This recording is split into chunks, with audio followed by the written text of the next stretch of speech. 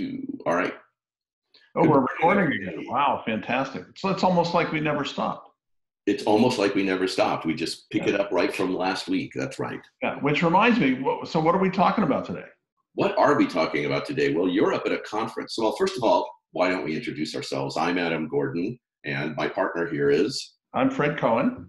And we are OSG, Oya Security Growth. We help grow cybersecurity companies. And Fred and I are here every week talking about the intersection of cybersecurity and marketing and various other things that may be relevant and of interest.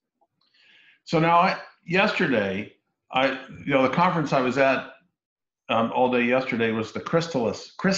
Chrysalis. God, it's just impossible for me to get that right for some reason. Chrysalis is what it is. Chrysalis conference for Tech Vision Research, where I'm a principal consulting analyst. And so I write papers and do analysis work, sort of like what we used to do at Burton Group many years ago. Mm-hmm. But so I'm up there on the stage on one of the group sessions that we had, and we were talking about how bad marketing is in cybersecurity. Now these are customers, right? These are the people that buy this stuff. Yeah. 20, 30, people, that we've known for years. So it's just starting up. It'll have probably 50 to 100 next year and more than that the year afterwards. Just one of the many places that we end up talking about these things. And so these are the buyers, and we're like, we're talking about fear as the bad way to sell it. And they're all like saying, yeah, and they were like, well, the thing about fear is it makes you act. And I said, no, it doesn't. If it's not resolved, if you just keep pushing fear and you don't resolve the fear with your solution, then what you get is inaction. People get afraid, they're unable or unwilling to move out of the fear, and you get nothing. Mm-hmm. All it does is delay and ruin sales. And they were like, and so I said, look, the future is bright. They asked, you get that question, well, what's coming in the future? I said, well, in the future, we're going to have even better operational technology, information technology, IoT. The world's going to get better. We're going to live longer. We're going to have just a list of all the great things that are going to happen. Mm-hmm. And it's all going to be enabled by the fact that we can do things we could never do before because we have better cybersecurity. Mm-hmm. And they were, yeah, great, exactly. So why doesn't any vendor get this? Well, guess what? They should. Some of them are. So as we saw last week. I just want you to know, that the lessons, that we're talking about ring true with customers. These are people that make buying decisions for large enterprises and universities and infrastructure providers. There's a variety of folks there. And, that's how it works. Yeah. Sorry. So having said that, now what was the subject for today? This is kind of continuing our conversation from last week. And I just want to expound on that a little bit, Fred, because it's such a great point. Because ultimately, people don't want to feel bad. They want to feel good. And with something that's a technical sale and something on a consumer level, at least, that probably most people understand, they get overwhelmed really, really quickly.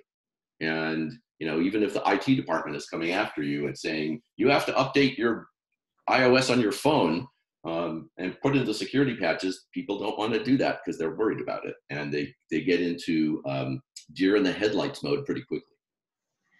Yeah, now there are user things that users have to. We also talked about, the avoidance, right? So if you push a user too hard, too much, and whatever, they're just going to do something else.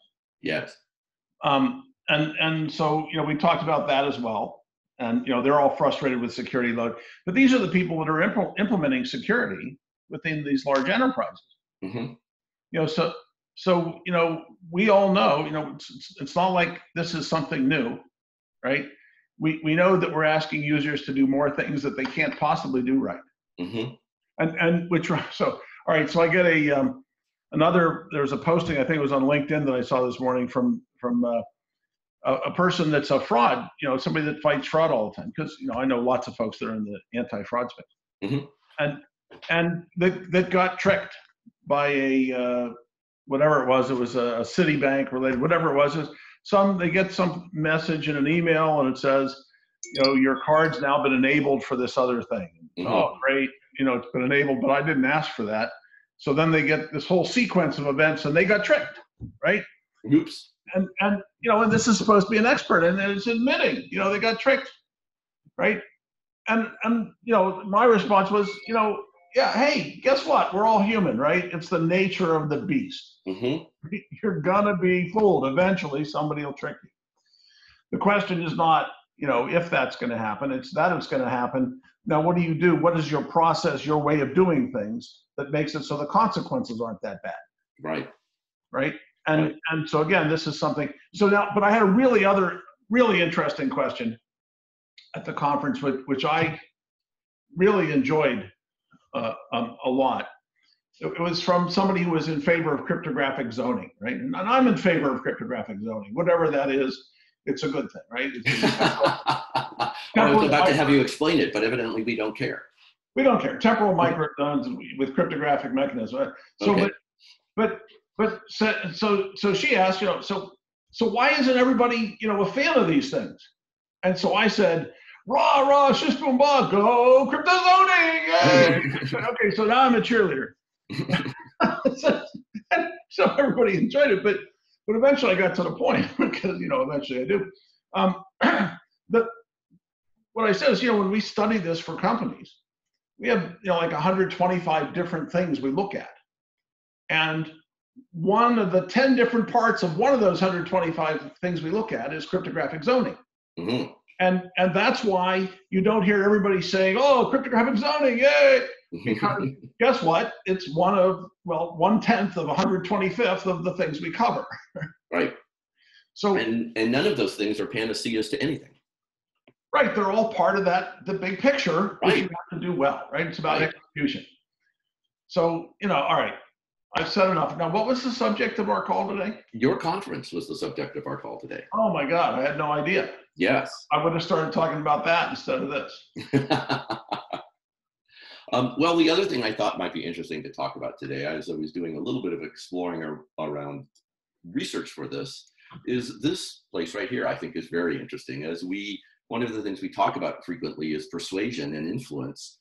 This is actually a new part of Stanford called the Stanford Persuasive Tech Lab. And they're all about looking at how you can change behaviors using technology and messaging and marketing. And I watched that, and I was not a fan of it. Yeah, I think it's a little in its infancy. It's a little bit in its infancy. This guy has just started this off. It's a little bit of the bragging that you hear out of universities, and it's a little bit of the slowly providing you with information that we already know. I mean, it's nothing new that they've described here in particular, and they take a while to get to the point, which is not for me, but probably it works for most people because obviously you liked it. Well, I thought it was an interesting first pass at this issue. I think there's a lot more to this because one of the things that I talk about a lot these days with my clients is the notion of narratives. And this tends to look at people as a snapshot, which is not so good, but they've got some narrative stuff starting to build in here. And I think once you start seeing things that way. Your screen share away. Yes, I saw that. And there's a reason. It's because if the subject was this, I thought, if I was at a conference, I might show you the conference. What a thought. Yeah. And by the way, this is, I think, a good example of advertising. Now, this is it's a technical conference by an research and advisory group that also obviously does consulting in cybersecurity, and we'll take your discussion of it in a minute.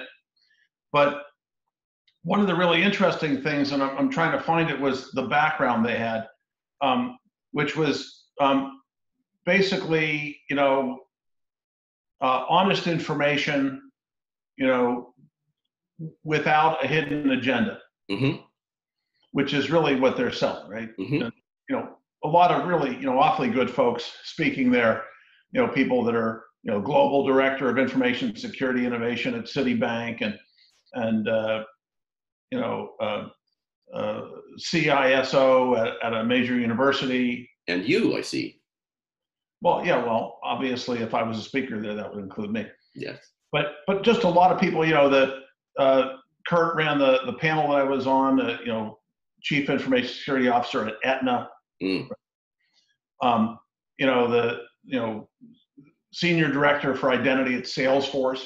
These people have serious problems, right? Yes. 100 million users at least, right?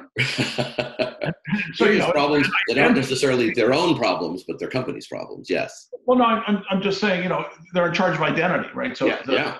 And the next generation of managing identity for, billions of things that you're identifying and their access to, billions of things that they're accessing.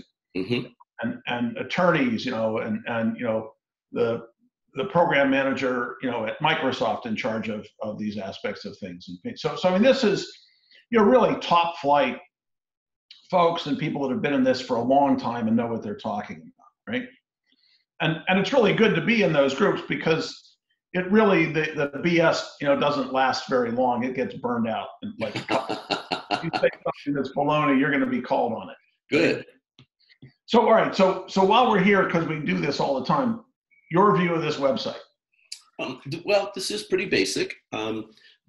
If you look at the kind of meta communication that this website gives, in other words, do we care about the communication we're making with you? Yeah, that's a good first pass. They're not trying to be overly flashy. They're trying to be straightforward, which is very much in keeping with the brand that you just talked about. This is not bullshit conversation. This isn't fluff.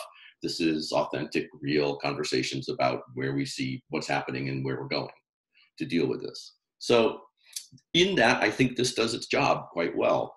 It's a little low on the design side for me. I would like something that maybe has a little bit something more memorable. I like the butterfly thing, and I'm not sure they're quite carrying that off all the way. So that you understand the notion of Chrysalis. Yes. Oh, yeah. So just so everybody else understands it, explain it.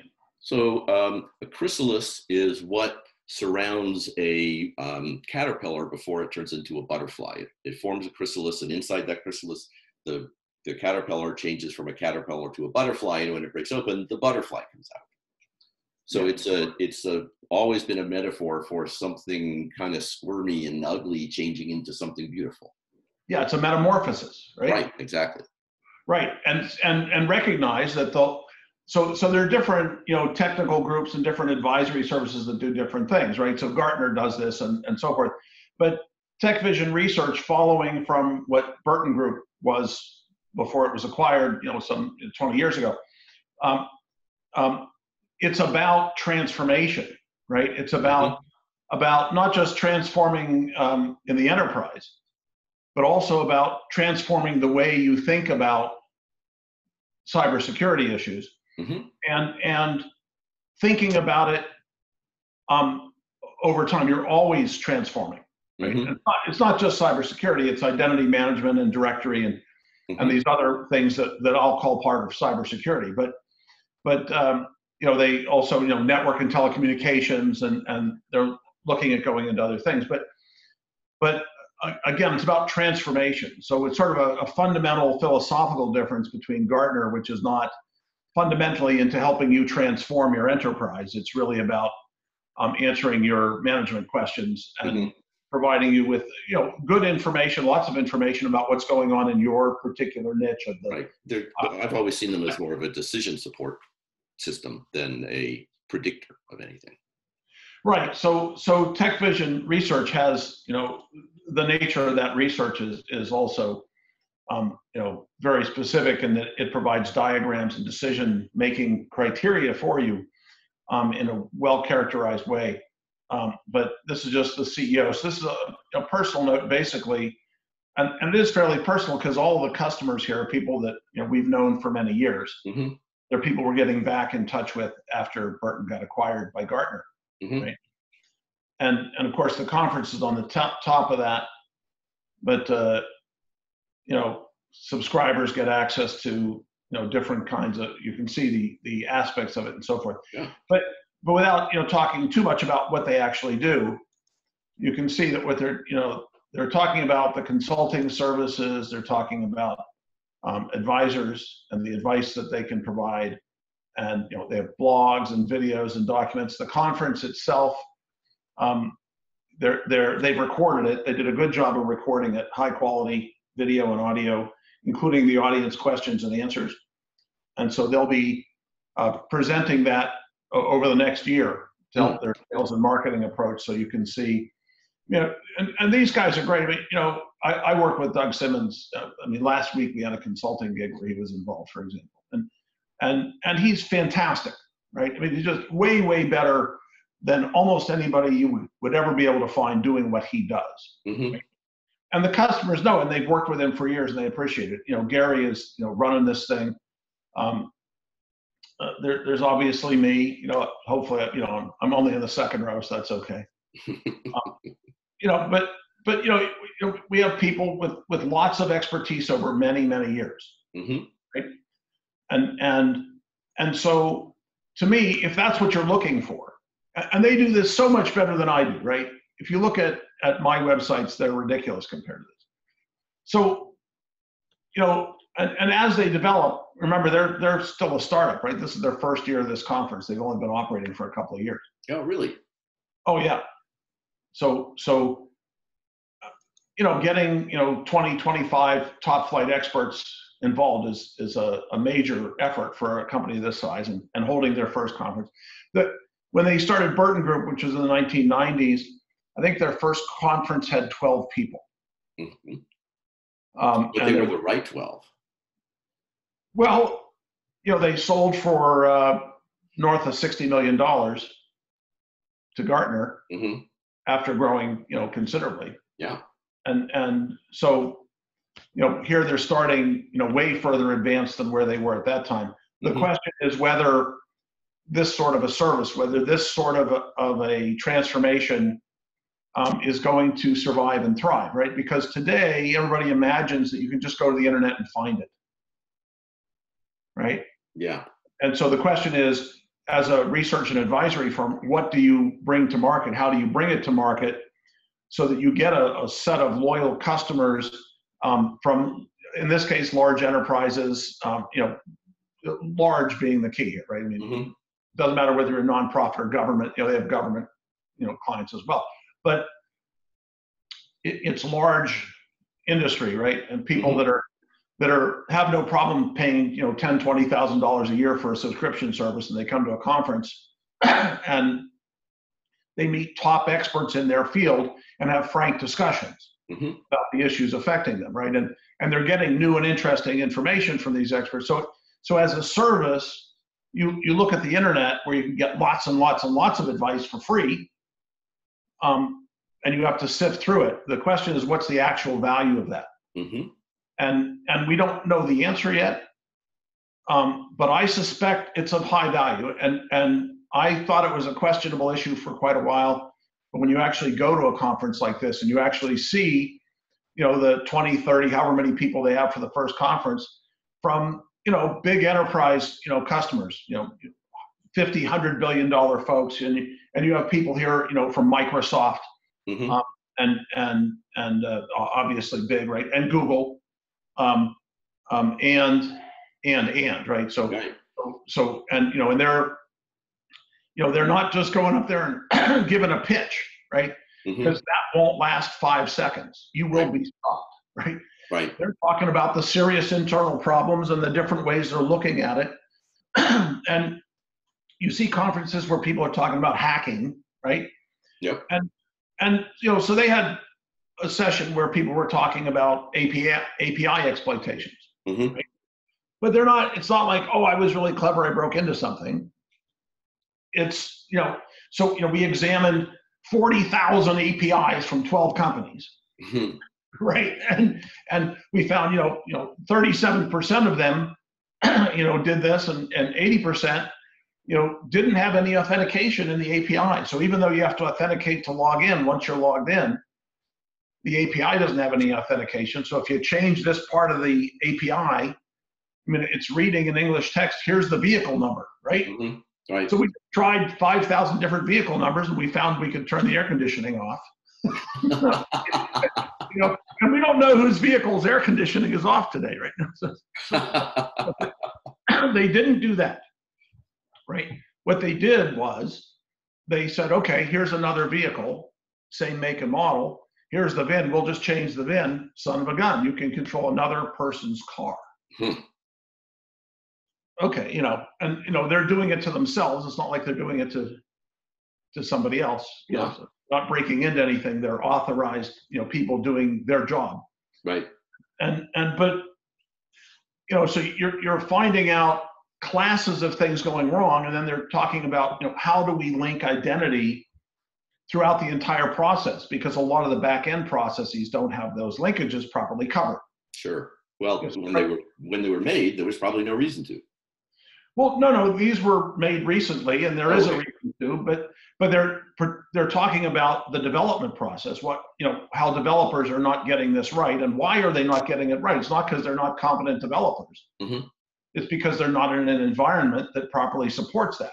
And so they're talking about how you make environments that properly support that, and so forth, right? So this is not the I'm scared, I'm afraid group. This is the, I have, one of them has, one of these folks was talking about, there are 5 billion identities that they have right now. Mm-hmm. Okay, guess what? If you have 5 billion identities that you're managing in your infrastructure, you're going to see stuff, right? Yeah. And you're going to see lots of it, right?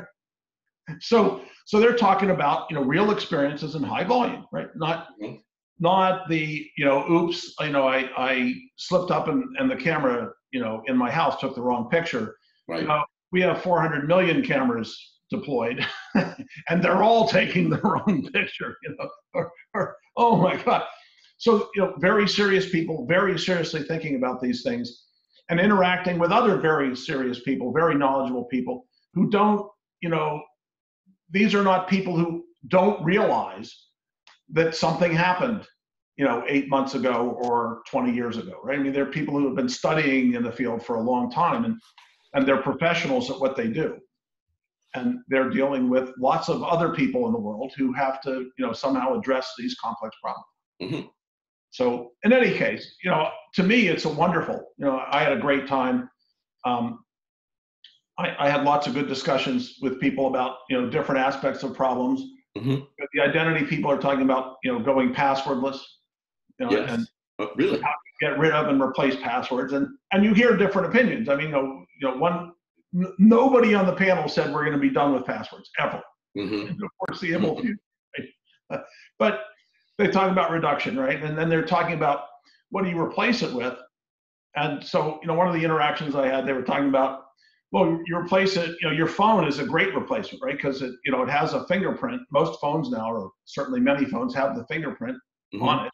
So I have, something you have, the phone, your fingerprint, something you are, something well, you don't even need that. So you have two-factor authentication, not involving a password with your phone, in all the interactions you can do on your phone that way. Mm-hmm. So, how do you do that? Well, there's an API called FIDO, F-I-D-O, that's open source that everybody knows, and that's how you interact with those things, right? If you're mm-hmm. doing that, right? So you can turn anything into that interaction. But then you get discussions, yeah, that's great, but at our university, we have 150,000 students from around the world, and 80% of them could do that, but there was the other 20%. we still have to deal with that, right? Oh, okay. Different management problem. All right. So naturally, they're all talking about, these sorts of things. And so I brought up, because again, Doug was up on the stage running this group, and I said, hey, so Doug, you and I last week talked about this with a client, right? Who has, shared identities being used in an operational technology environment with big machines that can cause people to die. Mm. Okay. Mm-hmm. But so my point, my question to the group was, look, I mean, and Doug was there last week, there's a big red button. You push the big red button, the line stops, and that's how you make sure nobody gets killed. Right. And the authentication on that is passwordless. Right? And the authentication is you're there at the big red button. Right. If you got there, then you can stop it. Period. Right. And they were talking about it, and somebody said, yes, but how do you deal with somebody remote who doesn't have that kind of phone? And I said, I'm not going to let somebody from an unauthorized device blow up my chemical plant. No. Period, right? So now there are some things that you do where there's no authentication. Your presence is enough to stop you from dying. And there are some things which we do not allow you to do remotely, right? Mm-hmm. Anything that can kill a bunch of people, now. Probably not. Right. Well, now Fukushima, right? Yeah. We talked about it. So, at Fukushima, of course, you couldn't be physically present because it'll kill you. And so they couldn't do controlled shutdowns of the other reactors because they couldn't be physically present. And they didn't have a remote way to do it, which from one point of view makes sense, right? So the question is, how do you have fail-safes, right? So in this case, it's an emergency mode issue. It's reasonable to have an emergency mode. So as you evacuate, you flip the big switch that says, okay, you can now operate my nuclear plant remotely because we sure as hell can't operate it locally anymore. Mm-hmm. You hit the emergency switch, and now it's a physical switch. It's not a logical thing. You plug in the remote connection, as you leave the building, and now they can take over and do whatever they can do remotely, but they can't do it except when everybody has to leave the control room because they're going to die. Right. So that this whole thought process of how you manage these things is a lot of what we're talking about. So you come up with technology companies, and they seem to ignore these, seemingly edge cases, which they somehow think are not important, right? Like, nuclear weapons being on the wrong plane, and Bhopal killing all those people in India from a control systems failure. And arguably, these are cybersecurity issues, and they're seemingly at the edge, and yet they're sort of the most important ones we have, right? So if you look at the value, there's a lot higher value associated with things that are less common. Not a surprise to anybody that knows information theory. Right. And whereas the aggregate of the more common stuff, it does add up to an enormous value sometimes, but you can afford lots of little losses, right? So you can have, if you're Google, you can have $100 million worth of problems. It's not only an acceptable loss, it's probably below the threshold where you even put it in the analysis. Mm-hmm. Whereas, for you and I, $100 million loss is called, well, we can't possibly have it because we don't have $100 million.